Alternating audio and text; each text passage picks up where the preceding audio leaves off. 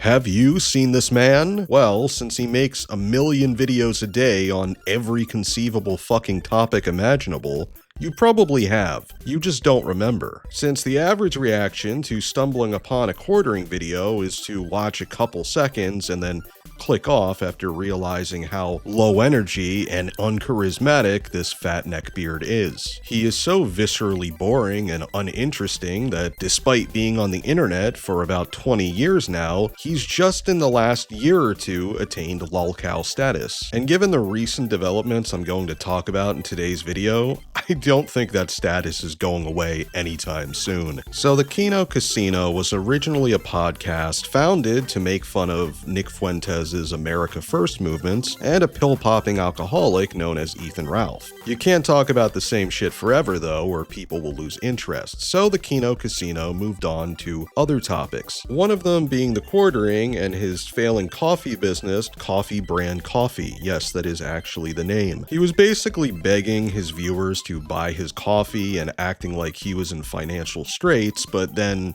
once made fun of for being broke, he would go, "No, actually I'm doing fine. Actually I'm still rich and I'm doing great."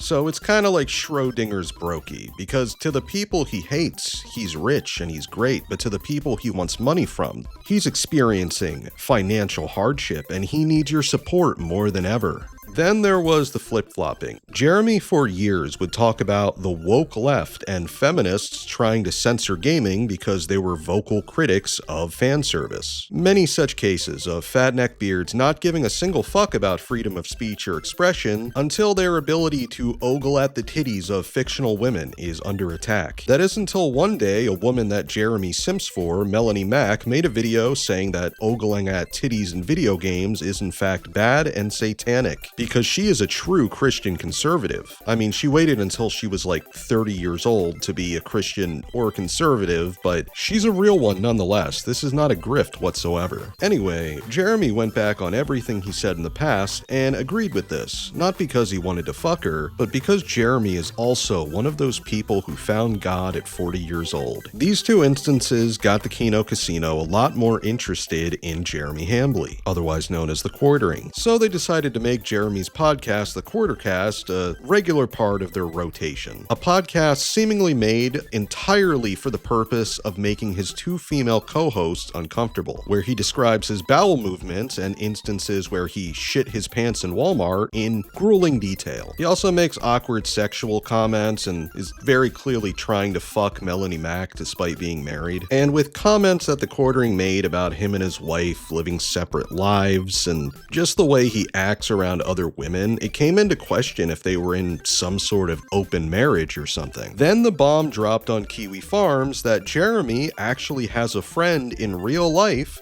who openly acts as a bull for couples who are into cuckolding. This was discovered because Jeremy kept saying this guy's full legal name on his podcast multiple times, and somebody decided to look into him. They found him in subreddits like Wisconsin Sex Workers, Lacrosse Wisconsin Swingers, Wisconsin Bulls, and Midwest Hot Wives, where he had this to say to another user: "I thoroughly enjoyed your husband pushing your head down on my cock this weekend." So given that and this clip, Adam, bro, bring your fucking wife's big old boobs and bring her over to our house. Adam Sellers, it's 9:20. I think you could be to my house by 10.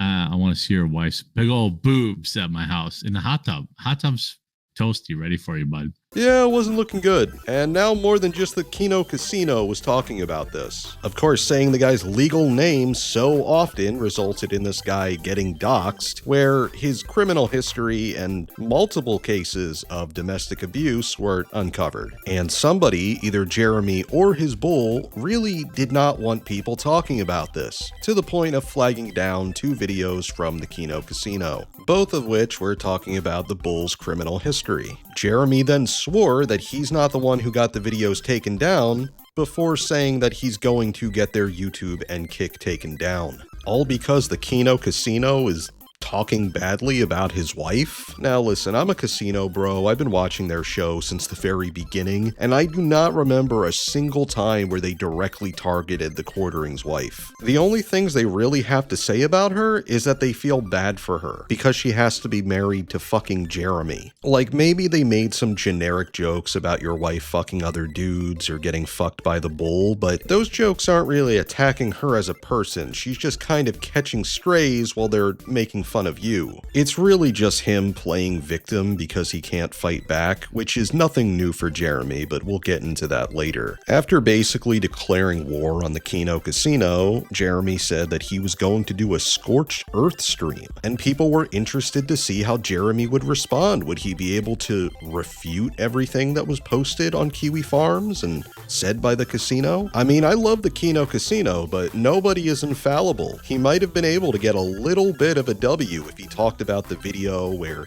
PPP spread his asshole, or maybe he could play Andy's old aim stream. There was a number of things that he could do to make himself look at least a little bit better, to give himself a tiny bit of a fighting chance. But the stream came, and what did he do? Absolutely nothing. He streamed like nothing was happening, made Hannah Claire feel awkward like usual, and just ignored his chat, which was shitting all over him the entire time. Because literally nobody likes flaggers, and if you flag somebody's videos down, you're gonna have to answer for it. And if that answer isn't something along the lines of that video contained animal abuse or sexual depictions of children, you're pretty much shit out of luck. Because at that point, you're basically just admitting that you're a pussy shit little bitch who can't handle the banter. He can't respond with his words because, as said earlier, he has literally no charisma whatsoever. So he needs to resort to, as said in DMs with Josh Moon, owner of Kiwi Farms, flex his connections to bury them. He also said that he doesn't care if people make fun of him or talk about the bull, but this all started immediately after people started talking about the bull. The wife thing seemingly came out of nowhere, and he said that people started fucking with his wife and sending shit to her family, but I'll believe it when I see it. He hasn't posted any proof of that yet. But I highly doubt it's true, because the Kino casino does not support that type of behavior, and neither does Kiwi Farms,